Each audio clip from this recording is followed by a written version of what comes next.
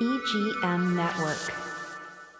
All right, here we go. 75. That's 75. 75. Broadcasting from the golden shores of Vero Beach, Florida, this is the Vero Beach Auction Podcast with your host, David Kratzer. Hi, and thank you for joining us on our second podcast. I'm David Kratzer, and I'm here with my mom. Hi, I'm Nancy Fitzgerald, and I'm glad to be here as well, David. So thank you if you've watched our first podcast. We were really excited to, bring a lot of the information and stories together in doing that. And here we are rolling into our second podcast. We got a lot of exciting things to talk about. It really is a lot of thought provoking with doing this so long and all the things we have to talk about. But we also want to just highlight some really interesting things as we talked about before in the past, some different things about the auction and how it works, and just really go over a bunch of different things. And hopefully in the time we have, we can cross all the boxes and open it up to some questions. It's great that we have the support with our local business, especially in doing the podcast. We had a lot of great feedback on it. If you are watching, thank you for watching and being here. And if you have some questions or comments, please let us know. We'd love to hear what you're curious about and how we're doing and how we can, keep the podcast going and keep these questions and thoughts going for everyone. Also, I have to make a little shout out. If you haven't given us a review, we encourage you, if you have a minute, Google review or Facebook or something like that. It really goes a long way in building the trust within our community. With Live Auctioneers, which is our online bidding platform, I think we have 780 or something reviews last time I checked, which is a ton. And so thank you for those people that have spent the time to do that. And again, if you're local and you have a good experience with us, please consider giving us a review. And if you had a bad experience, please let us know how we can remedy your your experience there. So we talked a little bit last time about the importance of auctions and how we're always, learning, especially in telling history and a lot of the items that we have. And, it seems like every auction that we do, we keep hearing these great stories, especially from the buyers. They'll buy something and they'll tell us a little bit about it. Or we talked about the importance of previewing. You do a great job of setting the floor up. Yeah, I love staging the floor. Yeah, it's like changing your decor. Every few months. It's kind of fun. Auction interior design there. So if you come and visit us at our address at 492 Old Dixie Highway, we do put a lot of thought into setting the floor up and staging it so it looks presentable. And that goes back to, our auctions are online only. We do offer other mediums to bid, whether it's an absentee bid directly with us, you save a little bit on the buyer's premium, or, some of the phone bidders, which we talked about before. We love phone bidders. We love the interaction that we still get with that. Probably one of the safest ways to bid is with that. Obviously with technology, there's some glitches, and even sometimes post-auction, we'll have people that were using the online bidding platforms, and we've heard this across the board with a lot of them. You might have a glitch or something happen. So I think the safest way is to bid directly through us. But if you want to bid live and you don't want to talk to us on the phone, by all means, Live Auctioneers is an efficient system, so not to deter you away from there. And then recently, we actually were talking to a few people that were wondering about the auctions that we did, and how, on the point of reviews and stuff is auction that you trust, and that we've had our auction almost 20 years, and just a little caution about some of the pop-up dealers. Just recently we had an advertisement. You had some at your home, but we had one at the auction with these pop-up hotel dealers or auctions or whatever they are. And oddly enough, you had reported one recently. I reported a few, actually. Yeah. I live in Palm City, and they were coming into the communities, the gated communities, and the board had no idea that they were unlicensed people that sent out these brochures, and the HOAs trusted these auction houses that were really not auction houses. They were just sending flyers out, trying to solicit, people in the community. Yeah. And it was really not a good thing. Well, especially in Florida, you have to be, licensed. You have to be licensed. We have an auction business license, we have an auctioneer's license, and, you can research that through the Florida Department of Business and Professional Regulation. A lot of industries are like that, where they're regulated and stuff. Sometimes, unfortunately, in the buying and selling industries, they're not always regulated. And I had a discussion online recently with someone about that. We were on Facebook, and there's a lot of these, questionable paintings that are surfacing, and at some of these pop-up auction houses. And I had a customer one time that had purchased a painting and brought it to me, and I looked at it, and I wasn't fully confident in who the artist was. And so I asked him, well, did you try calling or email? And he said, honestly, it was almost impossible to find a phone number or a way to contact. So you really got to be careful. And I think anytime you're buying something, it's important to do your homework of who and what you're buying, and all those things go in. And who you're selling it to. And who you're selling, exactly. Yeah. Again, I mentioned there's a lot of auction houses I follow that have been trusted and have been around a long time. And it's important to, trust who you are selling things to, and making sure you're doing right by the items you have. And then, some of the scary things we deal with now is AI. And recently the guy from NVIDIA was talking about using AI and either getting on board or not with it. And it's helpful in a lot of ways. Even asking questions, Google Lens could be helpful to identify certain things. Other times you might Google image a painting, and it's telling you it's 5 different artists, and it's totally incorrect. I like someone that came in recently, and they did an AI search of a diamond, and so they were trying to tell us what the diamond was worth based on AI. Yeah, yeah. Well, it gave a value of like 8,000 to 30,000. 30,000. You can't compete with that. Yeah, You have to look at the diamond. You can't do this through AI. And AI said it's got the 4 C's that go with the diamond, right? But of course, you can't substitute that with the experience of a professional to have do that. Right. And I had that. That was funny too. I had someone recently that sent me some paintings, and unfortunately, there wasn't a lot of value to the paintings. But their response was a little comical. It was, well, AI said they're worth, and AI is not buying paintings. So, you kind of have to detach a little bit from that. But there are a lot of ways to utilize it too, to your benefit. But, a lot of times when we talk about the value of things, what is something worth? There's a lot of stuff out there. There's a lot of misinformation. Social media can be a dangerous place anymore because there's a lot of misinformation out there. There's a lot of confusing things. There's a lot of self-proclaimed experts or people that might or might not be knowledgeable in certain areas. And again, it goes back to just being careful who you're selling to. But there's a lot of great people out there too that are really working hard to bring good items to market. And we really like we've talked with our consigners, really representing them not only in the selling part but the buying part too. We want our buyers to be repeat buyers, which we have a lot of. And our consigners to be happy at the end of the day. I mean, our goal is to really, benefit both parties. So with our podcast, a lot of what we wanted to talk about were a lot of the interesting stories we have, and the list goes on and on. But this particular podcast, we were going to talk about 2 really, really interesting items. But one of the most exciting finds that we ever had was a pre-Civil War 13-star American flag that came right out of Vero. In River County. And so we got the phone call originally. He wanted to know if we could just take a look at the stuff he was having at a estate sale, yard sale, whatever. Yeah. And he said, I may have some good stuff here. I really don't know what I have, but if you could just come take a look. Yes. And so we both went out, and he had the garage set up with glassware, and more glassware, and trying to be kind. Yeah. I said, you're safe to sell it all at the yard sale. I don't really see a whole lot of value. And so he asked, what are you looking for? And I said, well, what kind of stuff do you sell? Interesting, rare, one of a kind. And so he said, would you be interested in a 13-star flag? And I looked at him, I said, like a real 13-star flag? Yeah.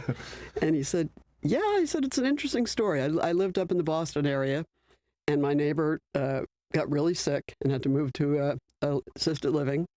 And he had this flag. And he said, I'm going to pass this on to you, and I want you to really take good care of it. And he said, so I've had it since then in a bag in my closet, and I'm afraid when I pass, my kids are going to toss this because it has holes in it. And they're going to look at it and go, it's an old piece of cloth, just toss it. Mm-hmm. And he takes it out. Me and David are like in shock. Didn't expect that. We're Yeah. looking at this David going, holy cow. It's a real 13-star flag with bullet holes through it from actually pre-Civil War. We found out it was from the Boston area, pre-Civil War. Yeah. And he was offered not very much money for it. No, I think he was offered $100. $100, yeah. On a pre-sale. Somebody said, I'll give you $100. And so he asked me, what would you give me? And I said, I'll be honest with you, I really couldn't even make an offer. This is a very exciting piece of history. Yeah. Really needs to go to auction. Let the mass crowd decide what this flag is worth. Yeah. So so we ended up bringing it to auction, and this is, I think, back in 2010 we had it. I'd guess around there. Yeah. Maybe 2011. So going on 14, 15 years ago, 16 years at this point. Back then we did Auction Zip, and we had our live crowd there. We had this old warehouse where we did the live auctions with a balcony. Yep. And so, back to the point of connecting with the consigners, is here's someone that wanted our services to just verify what they had, and here we turn it into, well, here's this hidden gem that this gentleman had for a long time. And I think, and I'm pretty sure it ended up being a phone bidder that was winning because it was out of the state. Right. So we had it going back and forth. And so this fly that was offered for $100 ends up selling at auction for just about $6,000. I think over $7,000 with the buyer's premium. Yeah. And that was before we did the internet. Before we did the internet, yeah. So it was just trying to do as much advertising as we could in print and media and things like that, because we didn't have the internet to do that. Oh yeah, it's kind of might have been like a record for that kind of flag at that well, point. And I remember the consignor, him and his wife were standing up in the balcony, and he said, "Oh my gosh, when the hammer went down," he said, "I almost fell over the balcony. I couldn't believe that I almost took the $100 offer." Yeah. He said, "I didn't know." Well, and that's the challenge too. You have some of the rare, unusual items, and I've talked to people about this a lot. I said, bring it to auction. Put it in an auction, put it in a public auction, promote it, and see what happens with it. So here you have this unbelievable item that brings a great amount. Happy consigner, and the person that bought it, you could see on there is the Rare Flags. It was a flag museum and collector. And he was ecstatic to get it. And what was really interesting about the flag is there's that little kind of crooked star in the middle there. And from what we had understood, when it was sewn, they had kind of forgot, in doing the lines there. States. Yeah, they wanted to put the 13th star in there, and we were kind of going back and forth. So they ended up as an afterthought. Yeah, which really tells part of the story. This isn't machine made; it's all handmade. Sometimes mistakes are made. You're hand making items, and there's this fly that was an incredible piece that came right out of Vero Beach. Right. Pretty amazing. And, another transition to one of what we find exciting stories was that, we sell a lot of World War II memorabilia. World War II is a really interesting time. And we had a customer that had brought us an old storage locker. It was his father's. His father's storage locker. His father's locker. Yep.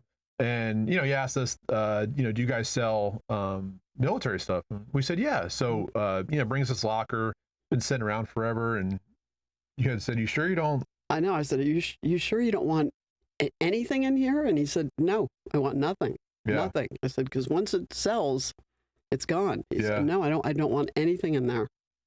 So there's a longer story to that. There is a longer story. There's a very long, interesting story to that. We won't talk about that now because we don't have enough time, but I will put a link in the comments to almost the biography and story of the soldier who we got it from. But that story was very interesting as we unfolded that. Yes, very, very interesting. On top of what we found in the trunk, the story. I found recently. So the item that we're talking about was a Silver Star medal, which is a very high valor medal that is received through our military. And it was dated from October 28, 1944, right in the midst of World War II. kind of, I guess, towards the end there as Germany was starting to lose the war. But there's a letter that went with the Silver Star, and it depicts the battle, how he had captured some of the Germans, how he was wounded himself, and the hostile fighting. I mean, it's really an incredible story that we were able to have with that. We actually had his uniform as well and some photos of him. So the stuff we had from the locker was amazing. But I found recently in the article, I will attach a link to it in the comments, he actually had won or received 3 Silver Stars, which is from amazing, from World War II. It's incredible. Really incredible. Yeah, it was really incredible. So we were really fortunate to have this, collection from really an important part of history, and what an amazing military career he had. And again, a short career actually, because his life was taken. Yeah, unfortunately, he had was deceased shortly after the war. Not war related, but we'll want to hear that story. So you might want to click back on our on our site. Well, and the other really great part about this story is that last year we had a relative of his reach out to us, and he had said, "I'm Johnny Barbo's grandson." And I noticed you guys sold a bunch of his memorabilia back in 2016, and I'm curious about getting it back. And so Johnny Barbo was from Texas, and left Texas and went to the war in Germany, enlisted, and unfortunately, as we mentioned, he had passed away shortly after the war. So he had this side of the family back in Texas that I don't think he really even knew about. I think he got his girlfriend pregnant or something, and so as the family kind of put the genealogy and stuff together, they realized, like, wow, this grandfather of this person or family was a World War II hero and had this unbelievable medals, and there was photos and his uniform and all that. And I had done my best to try to piece back together some of the buyers, and unfortunately I wasn't able to connect, because again, and it's been a while. 9 or 10 years, sometimes unfortunately phone numbers change, or people emails change. Emails we really change, couldn't connect them. Well, sometimes unfortunately we have great customers, and before you know it, you're like, I haven't heard from them in a while, and they're not here anymore. yeah unfortunately that does happen and stuff like that. But it was really interesting that he was able to find the stuff through our auction, and that we had sold it and everything. So even in selling, as we mentioned with some of the stories and stuff, we kind of pieced together his name, able to find it online. It was too bad we couldn't get to him before we ended up selling it, but again, in selling it, it was an amazing kind of discovery and everything through the auction. And I think that goes back to with what we're looking for. We are looking for those historical items that rare, that unusual, that tell a story. Exactly. Yeah, there's a story to be told through a lot of these items, and there's nothing better too than, I mean, some of our buyers. We've had this great collection of people over the years, and you go to their house and they're like, remember I bought that, or does that look familiar? And you do, and all these items have great stories, and they love to tell that as much as I do too. I have friends or family over the house, and sometimes I'll be really excited to show them some of the things that I've come across, through various auctions or our finds and stuff like that. That's a really fun part of the business. You do get a lot of hobbyists and enthusiasts, and in finding that story online yesterday about the 3 Silver Stars and whatnot, there was all these different forms of military collectors and hobbyists, and it is a fun passion for them, and a lot of times they use auctions to get a lot of these great items and connect them, and especially in dealing with specialists, I know there can be fake military items as well, so it's nice to have reputable sources that you can pinpoint and go through, and then you got to be careful with some of the stuff you hear too, because we just recently had a sword that sold really well, and it was 100% authentic, no question. And and I don't know why people do this, but we had someone message us that sword's not real. Well, I think a lot of times that people will do that so that you step back a minute and go, is it real? And realize they're just trying to lead you to think it's not, when they're going to be the bidder on it. They're going to try to snatch it out, and And that's, I think, exactly what happened on that one, because it was definitely a real sword. Well, and you want to be trusting with people, but here's this sword, and it was funny because we had like 3 people come in person and look at it, and they're all interested in it, and they were talking about how authentic it was and everything, and then you get this random person online that's adamant this isn't real, and then I'm thinking to myself, well, okay, if it's not real, then no one's forcing you to bid on it, so I don't know why you're overly concerned with it, or it's funny because what are your credentials, right? Like, you're saying this isn't real, or you shouldn't put it in the auction. Well, can you give me some background on why you think, as opposed to like a blanket one sentence thing? Mm-hmm. And I don't remember if I talked about it last time, but I had that recently with an auction house where I knew a painting they had wasn't real, and so I called them and I explained who I was and how long I've been doing this and what I specialize in, and I was just kind of bouncing some ideas off of why I didn't think this painting was real.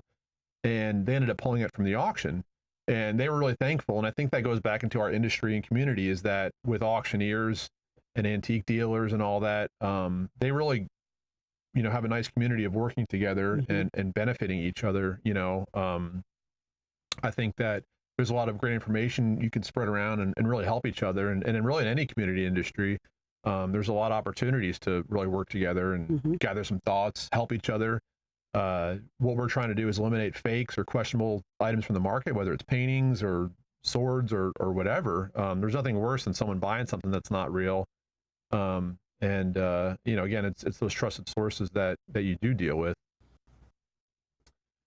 So going back to like the storage locker that we sold, which again was dropped off.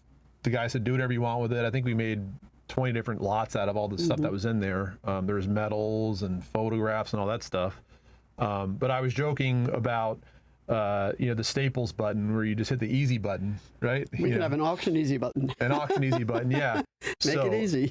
So I think, auctions are really an efficient and effective way to sell your items, especially with our auction. We are on a worldwide catalog. I mean, we talked about all the different states we sell to, all different countries. I mean, there's probably a few outlier states, but I think we probably sold to just about every state. I would say just about every state. In the years we've been doing that. Some states, obviously, you see a lot more buyers from. Maybe like a random, state, Hawaii. And countries too. In the 20 years, different countries have surfaced and then dropped off. That's right. Yeah. Depending on what's going on in their country. Yeah, you're right. Like Australia was buying a lot from us for a while. Well, Canada was too. Canada definitely backed off. Yeah, come back, Canada. China was in too. But yeah, you're right. China was buying a ton. And Russia. It's really funny that we had. That is interesting. Yeah, I was thinking about all the Chinese buyers that we had. Yep. Yeah. I guess it depends on the items that we have too, but we even had containers going out. A lot of the stuff was being sent to these random addresses, and we're looking them up, and they were like shipping companies, freight companies that they're creating it and sending it back. Yeah, load up the crates and send them overseas. They'd buy all sorts. I mean, even furniture, jewelry. All sorts of stuff. I think they bought a jute box they were sending outside the country. A Wurlitzer jute box. Yeah, that was wild. Must have some kind of market for it there or something. Yeah. Or they just don't see them like we do here. That's true. I mean, not that we see them all the time, but they probably don't see them at all except in the movies. Exactly. Yeah, the nostalgia behind putting that piece back together. They've got an American piece of history. Yes. Yeah. And we have that for you. Lots of it. Yeah. And May 30th, we'll have more, which is our next auction. And then, again, go back to questions. We'd love the feedback from you guys. If you have some questions and comments, please share with us. One of the comments we had recently in our podcast was about something interesting that we sold in the last auction. And one of the things we had, had to sell or was sold was the Yukamitsu sword, which was a really high-end Japanese sword maker. And I think we had established a date of like 1300s on that. So to have something that old is pretty amazing, and how well made it was. And that sold for over $13,000. And something that I thought was really cool that we sold recently was the Pan Am Clipper cargo. That was very cool. Yeah. Especially when you told me the story of how they were only in business for such a short period of time in the cargo in the Yeah. cargo business. Well, it was a really rare sign to find. I mean, you can have Pan Am memorabilia and stuff. We actually had on Pan Am a woman that used to be a flight attendant back in that's the. right. We had her. Yeah. We had her uniform. I'm trying to think when that was, in the early 60s, maybe late 50s. 50s, I think it was. If she's listening, she's like, no, it was definitely late 60s. But she had her original, or maybe that was TWA, excuse me. I think it was TWA. She had a TWA uniform from the flight attendant. And she said back then, which is like these stories that we come across, is that they would weigh the flight attendants before each flight. You had like a standard, and it was only women that were allowed to be flight attendants. Right. And they all had to wear the same nail polish color and maybe lipstick or something like that. But they were very strict standards, which is interesting now because, you know, you have male flight attendants and, you know, there's a little bit of freedom to maybe have a beard now, or I know it used to be frowned upon, you know, back in the day, or, you know. But back to that Pan Am Clipper cargo sign, you're right. They were the dedicated air freight service division of Pan Am. And so for several decades, especially in the 60s, it was the world's leading air cargo carrier. And so when we were researching that sign, there was not a lot to compare it to. I mean, it was a really rare, unusual sign. Sometimes you wonder where all this stuff goes. You know, it reminds me of the, remember the World's Fair? I was just going to say, You were thinking the same thing I was. The World's Fair panels. In 1964. They were massive panels that the man said when they destroyed or disassembled the pavilion, they took them out and they were in the trash. And he said when nobody was looking, you know, I think we had 3 of them. I think he said the one guy said he turned a blind eye. Yeah, he said, I'm just going to turn around. And, and he had them for years and years and years when he finally sold them. Yeah, so they were very cool. Yeah, it was like a 60 by 48, a large, and that was the space age in the 60s. So it was like a 1964 World's Fair pavilion panel. Of the future. And I think on the back it said like 4 of 13 or whatever. So there was this, you know, these multiple panels that it's back on our sold records, but there was multiple panels, and for that pavilion, after it was done, they were supposed to be destroyed, not to be sold. Right. And that's why this guy said, I can't imagine this thing being destroyed. It's magnificent. And we actually, you know, in telling that story, we had a dealer, you know, that was previewing, and he's like, what is this thing? And I'm like, you got to buy this thing. It's incredible. He's like, well, what's the value? What is it? And I said, you know, you couldn't find it, right? Value it. Yeah, it was like, but you got to buy this thing. It's really, really amazing, especially the space age and where it came from and all that. And the story of how he saved it from being destroyed. And it'd be amazing if you had the 13 to put together, but I think that was the last remaining one, because as he had told us, they were supposed to be, you know, destroyed from that. Yeah. And then, you know, another thing that we sold actually back in January was that Helen Frankenthaler print. That was amazing. That was absolutely amazing. Yeah, it came from a local estate. Yep. We received a bunch of artwork from that estate, and this was one of those really rare items that had a ton of interest at auction. And the hammer price sold for over $38,000. And I think based on what I was looking at, it's the highest sold print on Live Auctioneers, which is a record price. So really interesting to have that. Really interesting it was discovered through Vero. And, you know, as we're talking about a few of these things, it really is amazing locally what we're able to, you know, come across and come into. And sell it to such broad audiences that truly will bring the most money for that item. Exactly, yeah. Well, and you know, some of these things are, I mean, they could be like museum quality pieces that we're fortunate of the ability to, you know, connect the buyers and the sellers. The Frankenthaler came from an estate, and the family was out of town and asked us, can you help facilitate the sale? You know, we don't know what to do or where to go with this stuff. And so in researching that, I mean, I thought it was good. I mean, it was a great piece, but you know, the rarity of it and bringing it to auction, you know, brought that really, really high value. And even some of the major auction houses had prints for $5,000 and $10,000. So to bring over $38,000 through our auction, you know, kind of showcases what we're able to, you know, do accomplish, for exactly the consigners and stuff. Well, as we're running out of time today, I have a whole bunch of other fun things that we could certainly talk about. But I hope you enjoyed listening to us today and some of these stories. We're really accumulating some more information. We're going to keep talking about auction stuff and some of the fun things going on, and we'll hope to keep you next time. Yep. Thank you so much. And check us out, VeroBeachAuction.com. Thanks.